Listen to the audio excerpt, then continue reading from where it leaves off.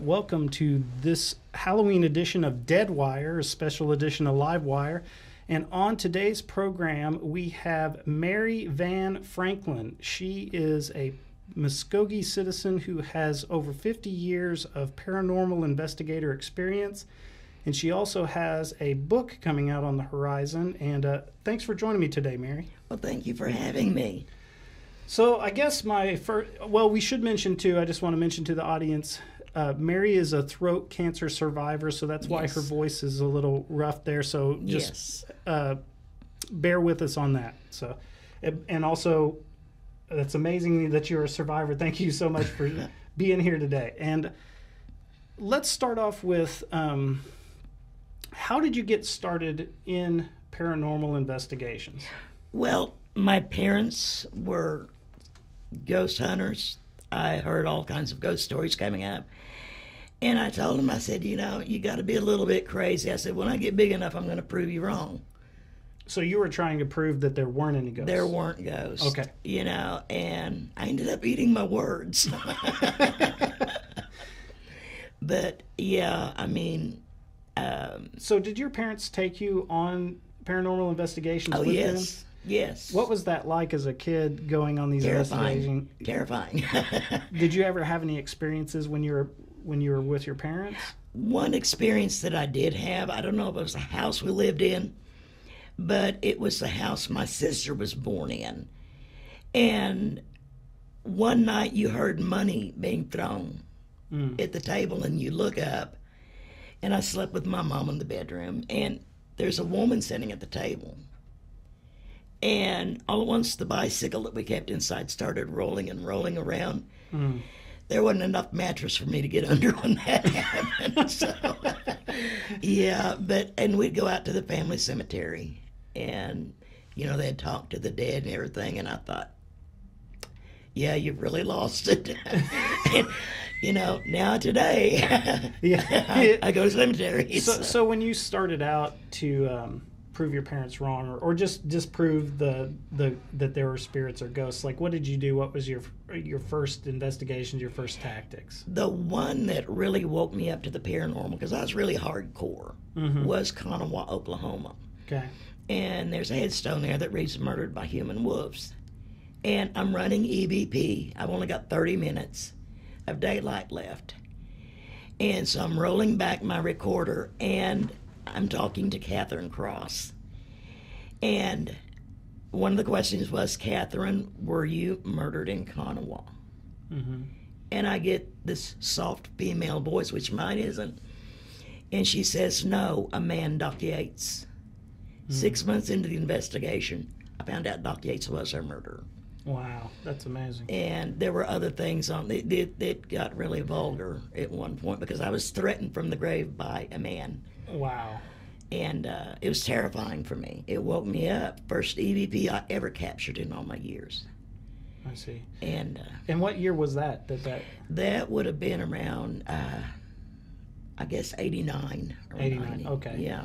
So from that investigation, where did you go next? Like, what were your next steps?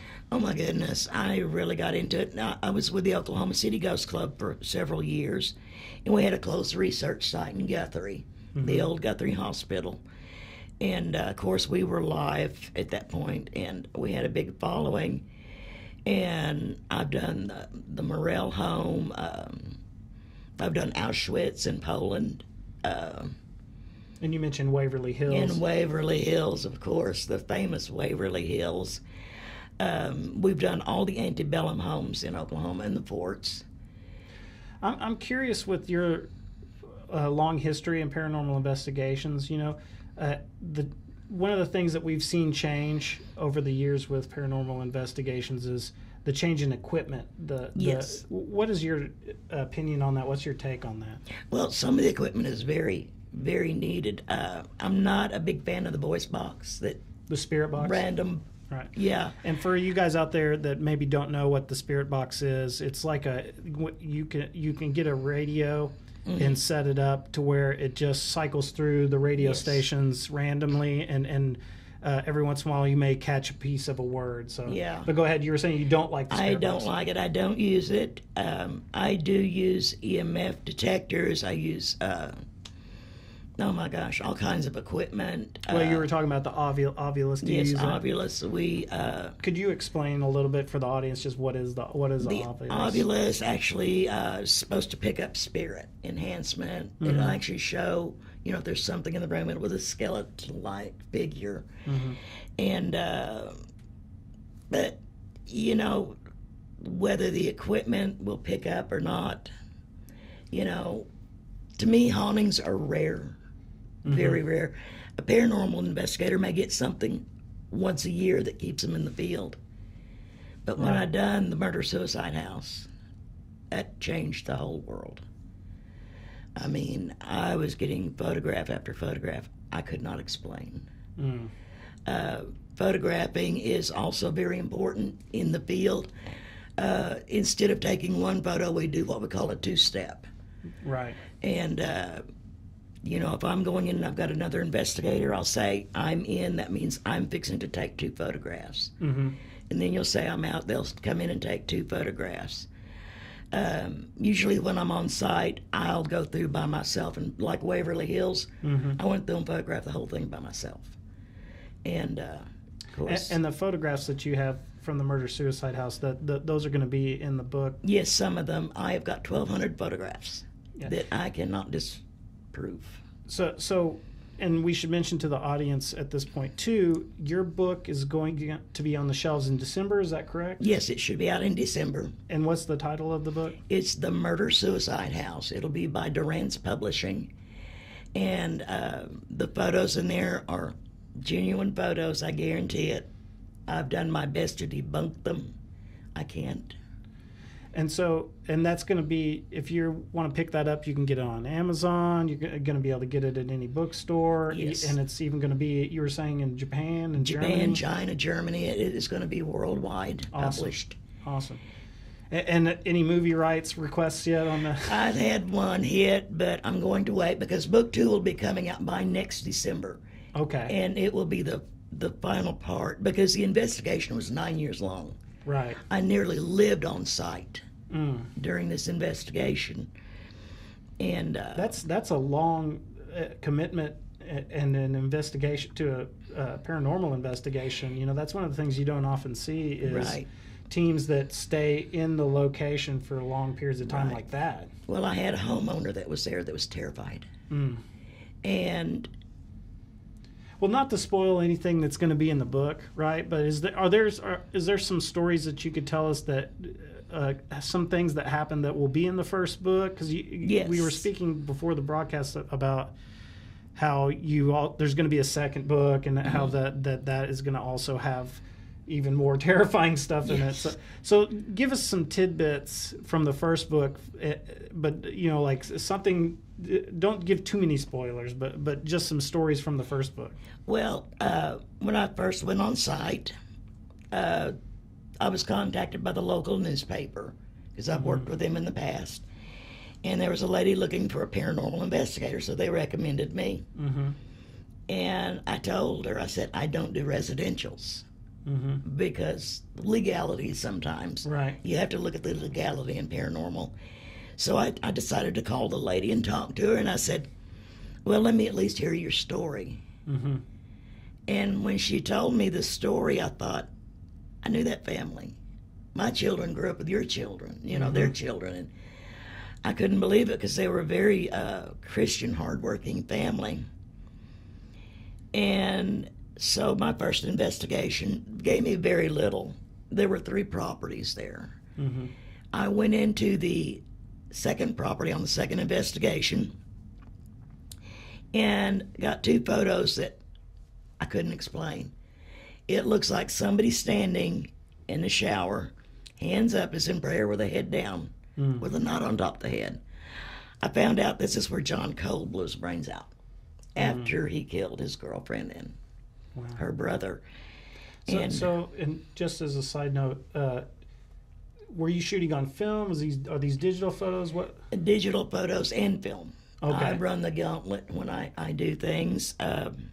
Of course, sometimes you lose. The first EVP I got out of the White House, when I said, "Tell me your name," it did.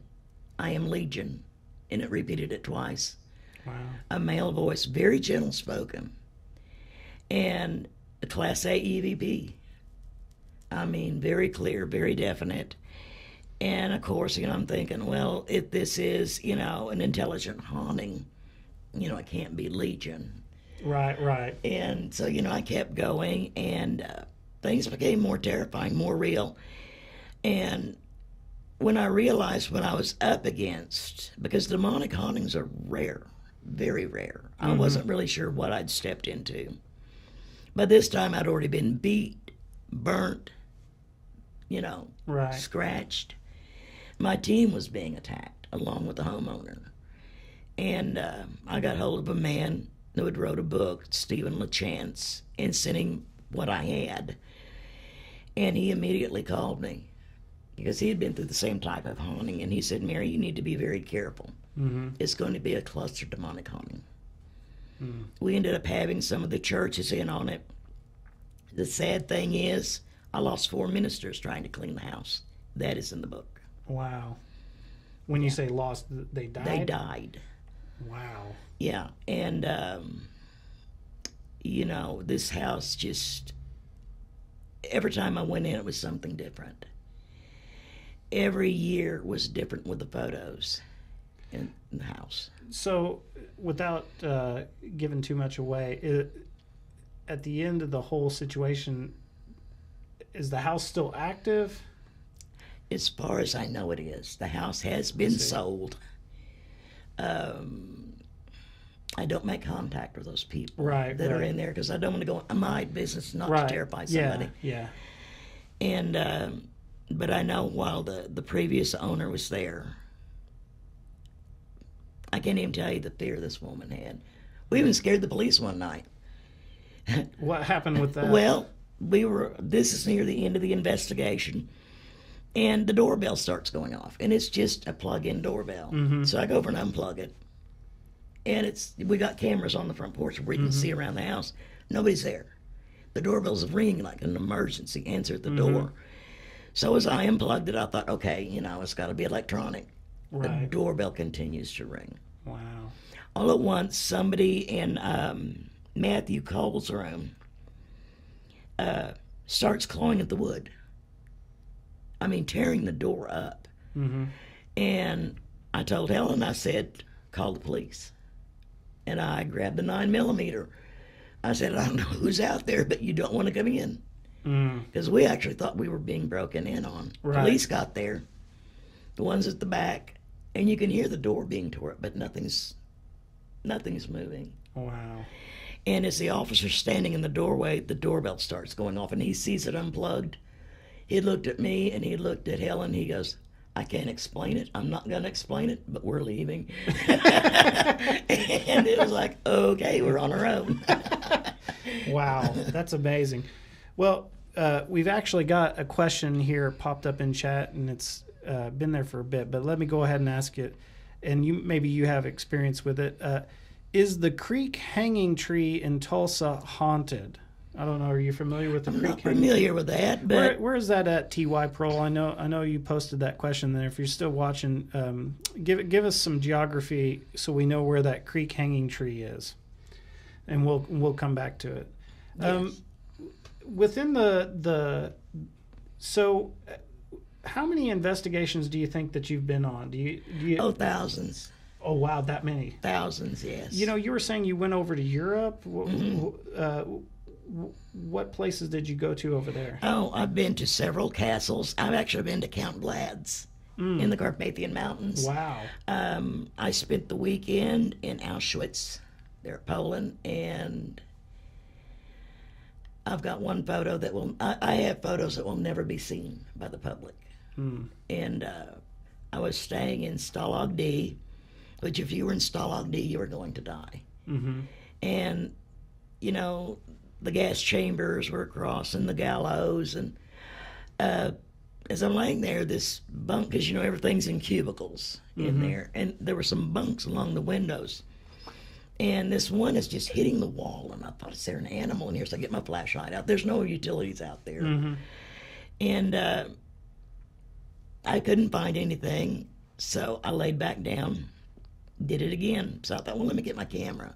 Mm-hmm. I snapped a photograph, and it was on 35 millimeter, way Right. before digital. Right. So when I got back to the States, I had one lady that only develops my film for me.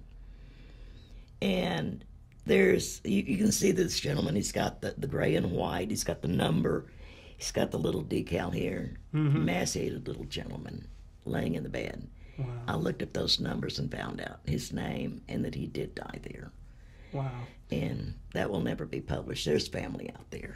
Well, speaking of that, is this going to be your first book, or like have you ever published any of this Well, stuff before? I've got one at Smithsonian that they had me do years ago because I used to go to Washington, D.C. and keep the Native American traditions alive with the elders. And so they approached me about doing a story of my grandmother, and I call it Grandmother's Heart. It's not to the public, it's just in the reference. And I told all the little stories, you know, the Great Uktana, the seven villages of the little people, and Mm-hmm. all that. And so that's up there, you know. And then we done a rolling dictionary on Nachi language because there's only 7 of us left that speak the Nachi language. I see. So are you a Nache? Nachi as well, yes. That, you know, that we covered on Livewire, I think it was last year, we had a program that was about the Nache Museum that's in Arkansas, and how they're working with the tribe up here to try to rebuild the visitor center there because it's going into disrepair. So that was the first time that I had heard of the Nache and also how to pronounce it and everything, because it's most people say because of they say Natchez Trace, right? But it's actually Nache. Yeah. Interesting. Awesome connection there. So I've actually got a piece I'm going to donate to them. Oh, okay, cool. It comes down from my family 5 generations. It's a wampum belt. Wow. And it does need a little bit of beadwork, so I'm going to have to find someone to do that beadwork. In your investigations, you know, this is just something that just occurred to me. You mentioned wampum belt. I wonder, you know, in your investigations, do you have like objects that spirits or things get attached to? Yes. Have you ever had any of those things be like Native American artifacts Yes. or anything like that? Yes, actually, where I live is where the Battle of Honey Springs encampment was. Right. And it went down to Brennisville, and all those men but 8 that died in that campaign are buried in my south pasture in a mass grave. Wow. So my house exploded when we started to renovate it. Right. And I know what it's like to be terrified to be in your own home. Yeah. You know, these men died in battle. And a friend of mine down in Dallas had found a team in Tulsa to come down and do an investigation. Mm-hmm. And they were actually hurt. Wow. On investigation there. The house, finally, I just stopped remodeling. Ended up buying a new home, so. Wow. You got ran out.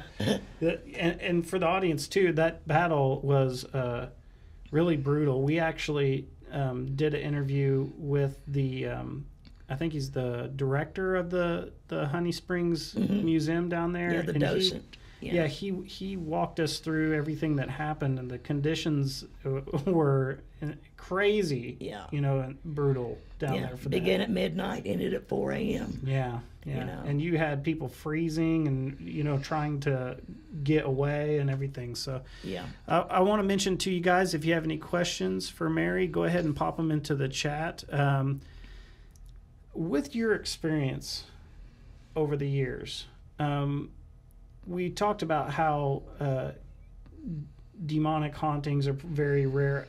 How many has there ever been any exorcisms performed, or is that something that you do a lot of? Or I don't. Right. I don't. I just document, photograph and document. That's basically what I do. But during one of my deals on Facebook, we were doing live feeds of the investigations. I actually had a demonologist get hold of me in Tennessee. Mm-hmm. And him and his wife came in the night that the exorcism took place in the house. To this day, I have trouble fathoming what I seen. is very terrifying. That to know that this stuff was around. I mean, what were some of the things that you saw or that happened? Oh my gosh, shadows, constantly shadows. You would lay on the couch. I'd be at the house alone. And you'd lay on the couch, and all at once you would hear church music start to play. And then you would hear choir music. And I'm thinking, where is this coming from? Right. And I'd go outside and look around, and I came back in, and I'd lay there, and I just listened. And you could start to hear the words, "Hail and praise Satan, for he is your God." Whoa. And I thought, no, I've got to be exhausted. So when the homeowner came, and I questioned her, I said, "Do you ever hear church music?" She goes, "Yes." And she repeated it back to me, and it's like, oh my gosh. Wow. A lot of kinetic energy. You might be sitting way back in the back dining room, and out of the kitchen would come a pan and fly past your head. Wow. Doors slamming, being touched, being bitten, not knowing, you don't feel the pain. You know, which is remarkable. You're not feeling anything, but you're seeing it happen. Right. And I was standing in the kitchen one night with the homeowner, and I'd washed my hands, and I felt something dripping down my hands, and I thought, oh, I didn't dry my hands good. And we had the lights off, so she turned the light on her phone, and there's blood running down my hand into the floor. Wow. So I'm looking for blood or a cut, nothing.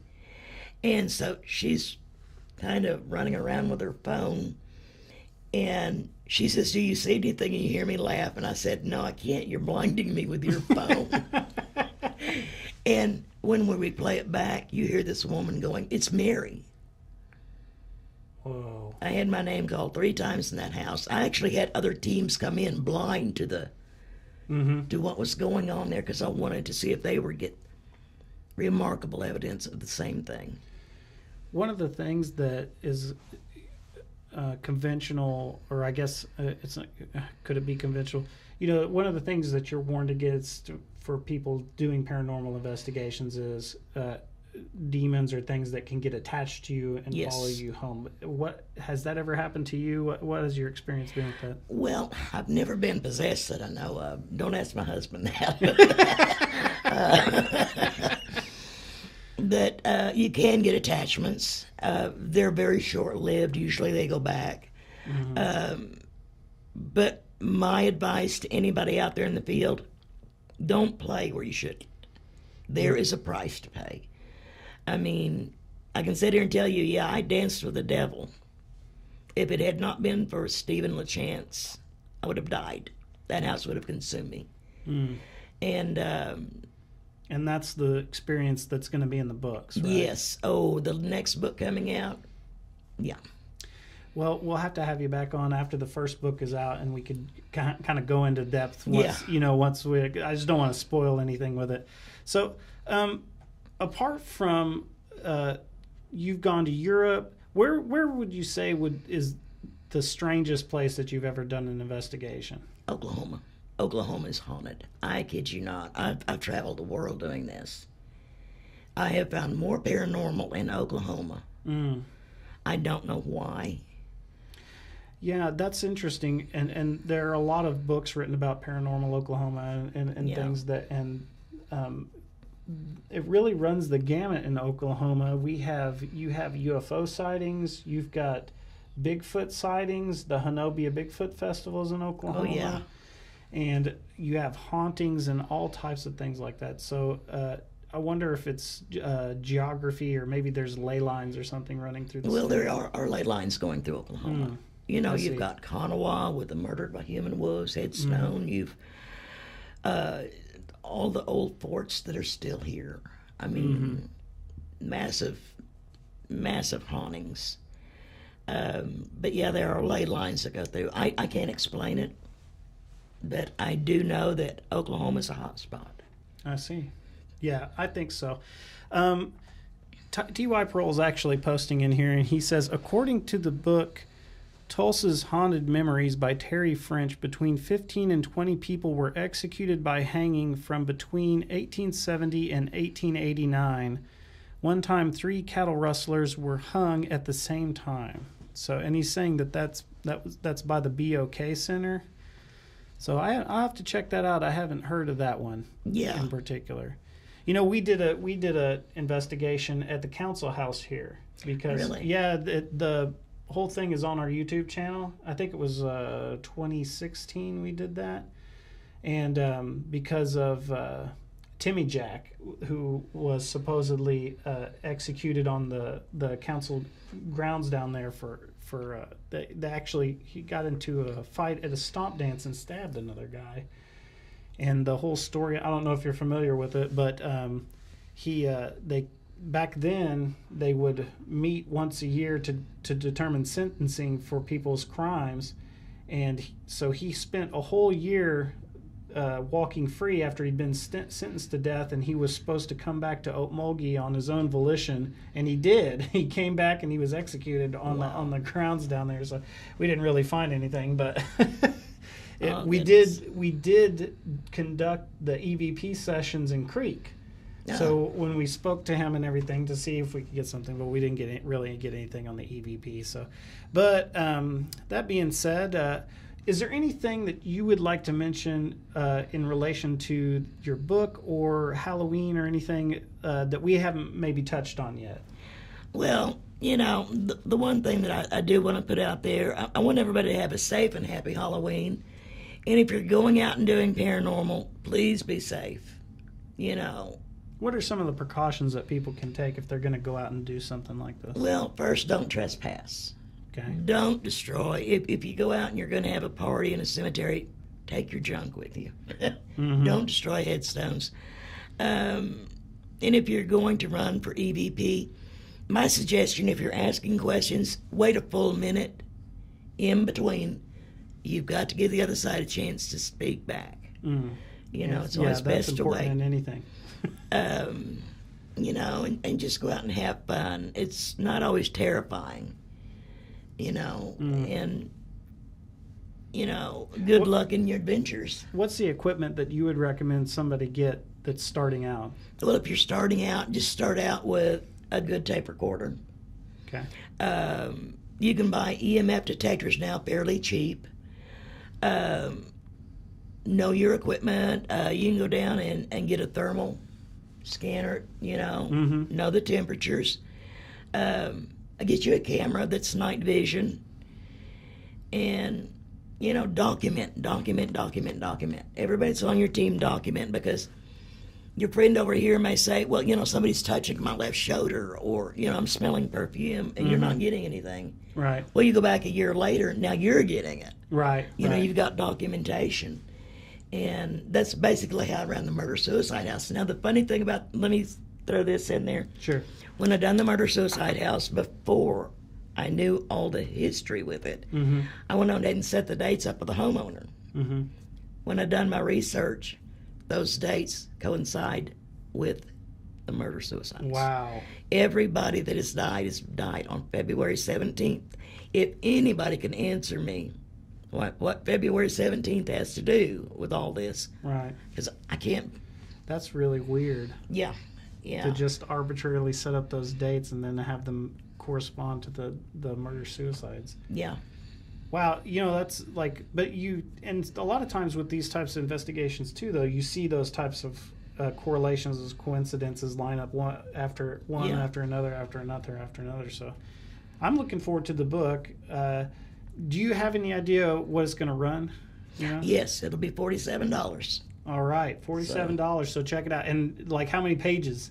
It's 187 pages. All right, 187 pages. Go check it out.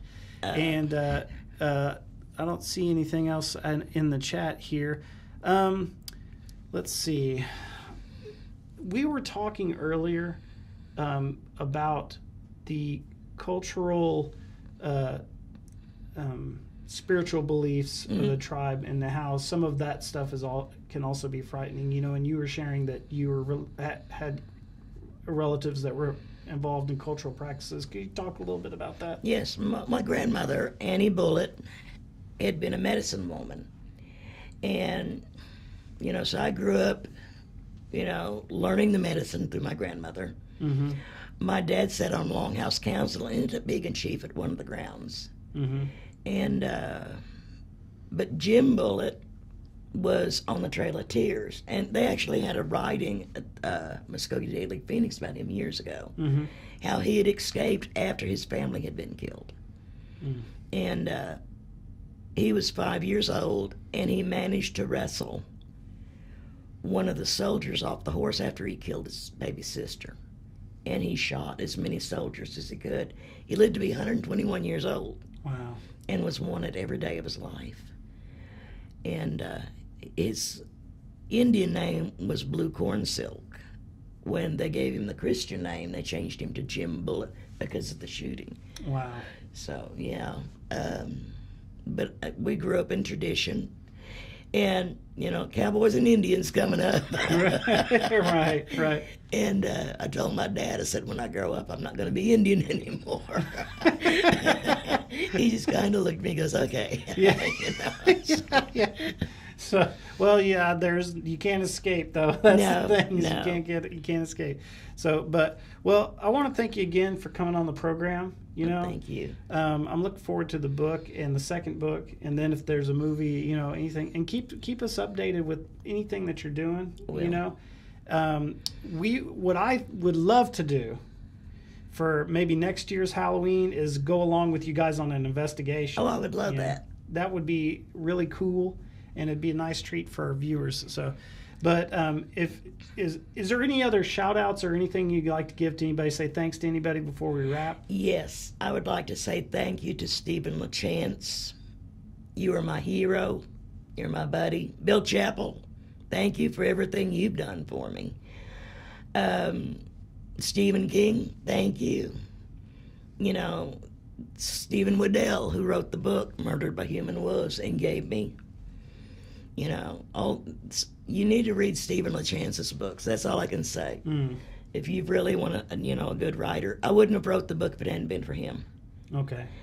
And to my husband, who encouraged me, you know, and to all the great people out there on Facebook.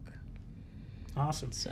And you know, I forgot to mention this earlier, but I'm going to get some links to your YouTube channel and your Facebook and put them into the description of this video.